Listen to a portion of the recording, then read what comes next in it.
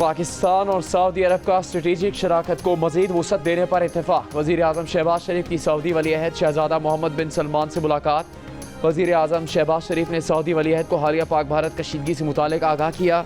वज़ीर आज़म ने सऊदी वली अहद को दौरा पाकिस्तान की दावत का इआदा किया। सऊदी वली अहद ने दावत कबूल कर ली। मुलाकात में नायब वज़ीर आज़म इसहाक डार और फील्ड मार्शल सैयद आसिम मुनीर की शिरकत।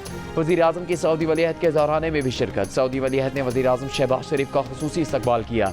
खुद गाड़ी चलाकर वज़ीर आज़म को ज़ौराने में लेकर आए। ज़ौराने में मशरिक़ वस्ता के अहम रहनुमा समेत सऊदी काबीना के अरकान और आला सऊदी और सिविल अस्करी क़यादत भी शरीक हुई। वज़ीर आज़म ऑफिस के एलामी के मुताबिक सऊदी वली अहद की जानिब से वज़ीर आज़म का शानदार इस्तकबाल और ज़ौराने में बतौर मेहमान ख़ास शिरकत। पाकिस्तान और सऊदी अरब के देरीना ताल्लुकात और वज़ीर आज़म की क़यादत में पाकिस्तान की सिफारती कामयाबियों का मज़हर है। वज़ीर आज़म शहबाज शरीफ सऊदी अरब का दौरा मुकम्मल करके वतन रवाना हो गए। ईद पर समंदर का रुख करने की तैयारियां करने वालों का मज़ा किरकिरा। कराची में दफ़ा 144 के तहत समंदर में नहाने पर पाबंदी आयद। इतलाक़ 13 जून तक होगा। नोटिफिकेशन के मुताबिक पाबंदी समंदर में तुग़यानी और ऊंची लहरों के बाइस लगाई गई।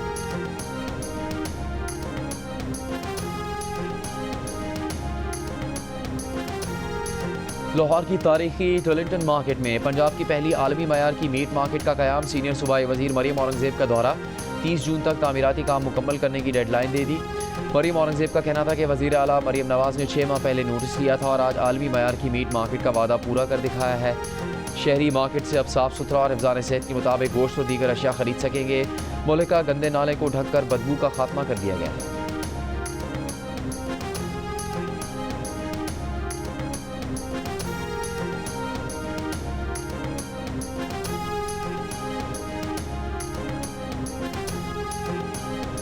शहरी वेस्ट डंपिंग के लिए मुख्तलिफ मकामात का इस्तेमाल करें।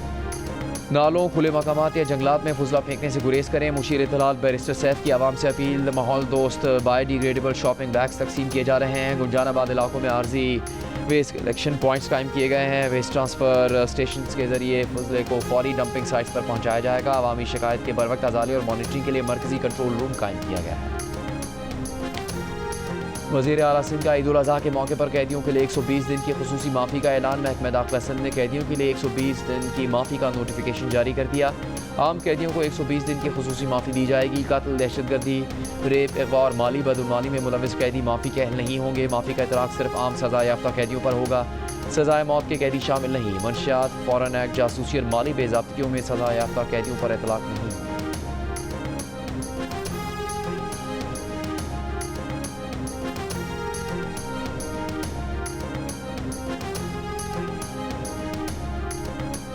फितनाल हिंदुस्तान के दहशतगर्दों की मौजूदगी की इतला पर बलूचिस्तान के ज़िला कच्ची के इलाके कोलपुर में ऑपरेशन फायरिंग के तबादले में भारतीय सरपरस्ती में सरगर्म। 2 दहशतगर्द हलाक, असलहा और गोला बारूद बरामद। ISPR के मुताबिक हलाक दहशतगर्द इलाके में दहशतगर्दी की कई सरगर्मियों में मुलविस थे। वज़ीर आज़म का दहशतगर्दों को हलाक करने पर सिक्योरिटी फोर्सेस को खराजी तहसीन। कहा, सिक्योरिटी फोर्सेस की पेशा वराना महारत की बदौलत हम दहशतगर्दी को जड़ से उखाड़ते हैं।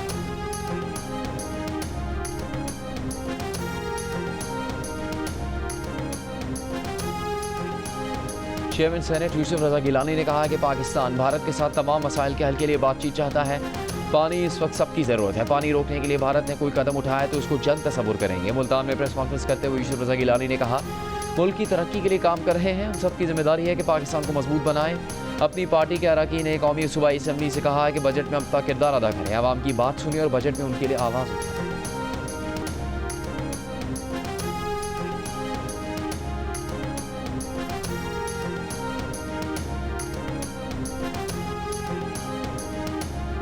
हुकूमत ने बातचीत की कोई पेशकश नहीं की, उल्टा PTI पर दबाव बढ़ाया जा रहा है। रहनुमा PTI असद कैसर ने कहा कि PTI पर दबाव बढ़ाने का नतीजा 8 फरवरी के इलेक्शन में देख लिया है।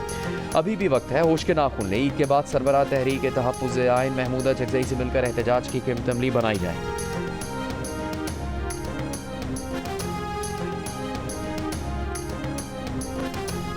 जमात इस्लामी ने 1,20,000 रुपये तक की माहाना तनख्वाह पर इनकम टैक्स छूट देने का मुतालबा कर दिया। अमीर जमात इस्लामी हाफिज़ नईमुर रहमान ने कहा है कि महंगाई बढ़ती जा रही है और टैक्स में इजाफे से तनख्वाह कम होती जा रही है। तनख्वाहदारों से 499 अरब रुपये और पूरे मुल्क में 50 एकड़ से ज़्यादा ज़मीन रखने वालों से सिर्फ 4 अरब रुपये टैक्स लिया गया। महंगाई में कमी के हुकूमती दावे पिघल चुके। गुज़श्ता 5 माह में महंगाई मुसलसल बढ़ी है। तनख्वाहदारों में बजट की वजह से खौफ तारी है।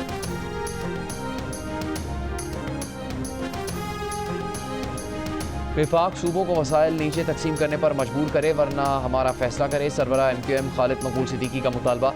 प्रेस कॉन्फ्रेंस में कहा कि सिंध में एक तबका 100% वसाइल देता है मगर इन तमाम वसाइल पर दूसरे तबके का इख्तियार होता है। 100% वसाइल देने वालों का वसाइल पर 1% भी इख्तियार नहीं। जिस तरह सिंध को चलाया जा रहा है उस तरह तो घर भी नहीं चलाया जा करते। नए सूबे बनाने को गद्दारी करार देने वाले खुद गद्दार हैं। आईने पाकिस्तान मुल्क में नए सूबे बनाने की इजाज़त देता है।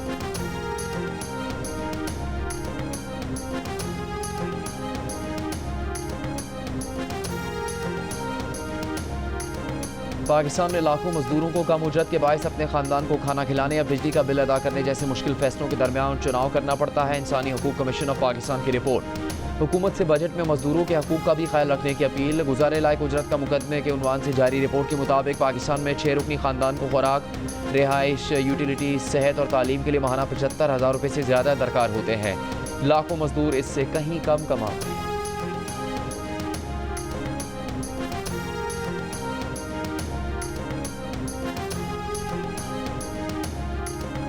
पाकिस्तान की भारतीय वज़ीर आज़म के बेबुनियाद और गुमराहकुन बयानात की मजम्मत। दफ्तर ख़ारजा के मुताबिक मकबूजा कश्मीर की सूरत हाल पर भारतीय वज़ीर आज़म के बयानात हकीकत के बरखिलाफ हैं।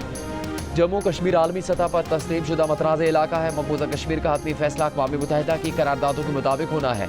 भारतीय दावे फ़ौजी तसल्लुत, आज़ादियों की पामाली और आबादियाती तब्दीली की कोशिशों के तनाजुर में खोखले हैं।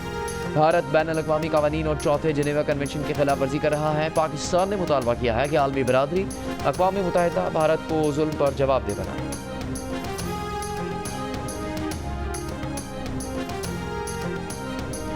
बांग्लादेश में इंतखाबात अप्रैल 2026 में मुनक्किद होंगे। अबूरी हुकूमत के सरबराह मोहम्मद यूनुस ने कौम से खिताब में ऐलान कर दिया।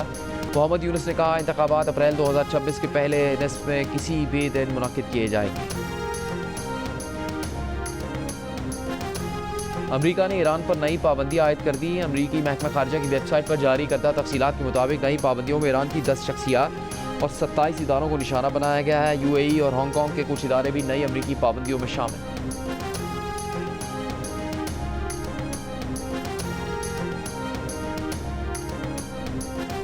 गाजा में इमदादी मरकज़ पर फायरिंग, दर्जनों फ़लस्तीनी शहीद। अमरीकी नशरियाती इदारे की तहकीकाती रिपोर्ट के मुताबिक जनूबी गाजा के इलाके रफ़ा में इतवार को इमदादी मरकज़ के करीब फ़लस्तीनी शहरियों पर फायरिंग इसराइली फ़ौज ने की, जिसमें कम से कम 31 फ़लस्तीनी शहीद और दर्जनों ज़ख्मी हो गए। वीडियोज़ और माहिरीन की तज्जियाती रिपोर्टों के मुताबिक गोलियों का तसलसल, आवाज़ें और बरामदशुदा गोलियाँ इसराइली फ़ौज की मशीन गनों से मुताबिकत रखती हैं।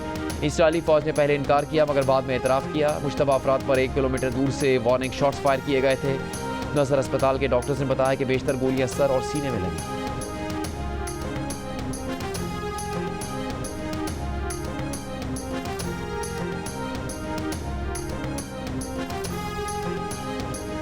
गाजा तक फौरी, आज़ाद और गैर मशरूत तौर पर बैन-अ-अक़वामी मीडिया को रसाई दी जाए। गाजा के महसूर इलाकों से रिपोर्टिंग करने वाले सहाफ़ियों का तहफ़्फ़ुज़ यकीनी बनाया जाए।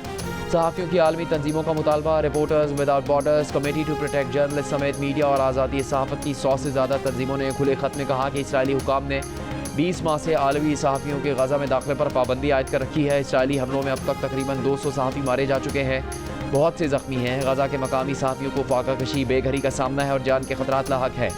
ये प्रेस की आज़ादी और मालूमात के हक़ पर बराह रास्त हमला है। आलमी रहनुमा, हुकूमतें और इदारे गाजा में आलमी सहाफ़ियों की रसाई, आज़ादाना रिपोर्टिंग करने की इजाज़त और इंसानी इमदाद की रसाई यकीनी बनाने के लिए इक़दाम करें।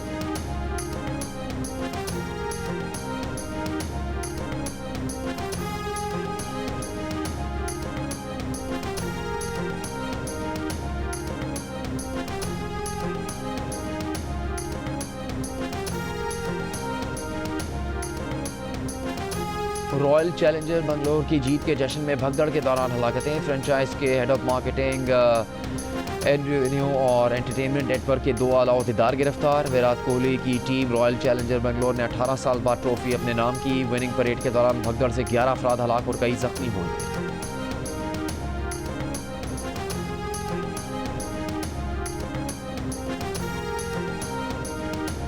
जियो फिल्म्स की नई फिल्म दीमक की हैदराबाद में प्रमोशन। शहरियों की भरपूर शिरकत। फैसल कुरैशी और प्रोड्यूसर मुराद अली शुरका में घुल मिल गए। शायकीन ने फिल्म की फौरी बुकिंग करवाने की ख्वाहिश कही। ईद के रश में फिल्म देखने से महरूम न रह गए।